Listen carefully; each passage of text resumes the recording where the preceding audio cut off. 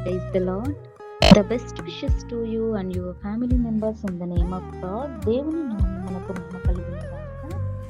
దేవుని నామం పేరట మీకును మీ కుటుంబ సభ్యులకును శుభాభివందనములు. ఈరోజు దేవుని వాగ్దానం. Today God's promise. పొరుగువాని ఇల్లు ఆశింపకూడదు. నిర్గమాకాండం 20వ అధ్యాయం 17వ వచనం. You shall not covet your neighbor's house. Exodus chapter 20 verses 17. ప్రియమైన సహోదరి సహోదరులారా, దేవుడు ఈ రోజున మనందరికీ సెలవిస్తున్న మాట, పొరుగువాని ఇల్లు ఆశింపకూడదని దేవుడు వాగ్దానం చేస్తున్నాడు. దేవుని యొక్క ఆజ్ఞలను మనకు బోధిస్తున్నాడు.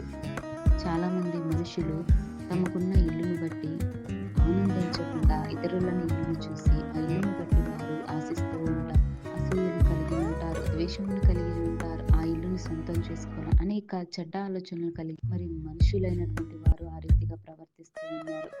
అయితే దేవుడు ఏమంటున్నాడంటే, ఈ పొరుగువాని ఇల్లు కూడా ఆశింపకూడదని సెలవిస్తున్నాడు.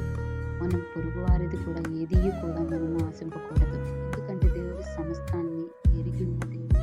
మనకు ఏది కావాలో దేవునికి తెలుసు. మనం ఏదైతే కావాలో అది మనం దేవుని అడిగితే దేవుడు మనకు తప్పకుండా దయచేస్తాడు. ఆ యొక్క విశ్వాసాన్ని మనం కలిగి ఉంటే మనం కూడా ఆనందంగా ఉంటాం, సంతోషంగా ఉంటాం.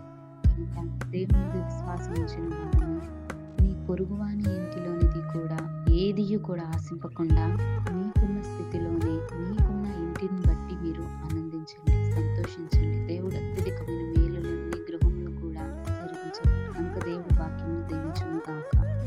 ప్రార్థన. మహోన్నతుడా, సర్వాధికారి, సర్వశిష్టాధికార కర్తవ్యమైన మా ప్రియ పరలోకపు తండ్రి, నీకే వందనములు తండ్రి.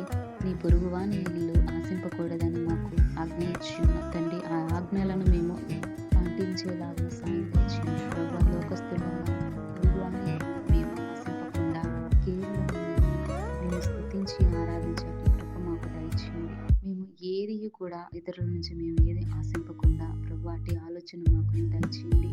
ప్రభు, నీవు సమస్తాన్ని ఎరిగిన దేవుడు. ప్రభు, ఏదైనా నీ మీద ఆధారపడి నిన్ను అడిగి ప్రార్థించుకున్నట్టు మనసునట్టి జ్ఞానమును దయచేయమని యేసయ్య నామమున అడుగుచున్నాం తండ్రి. ఆమేన్.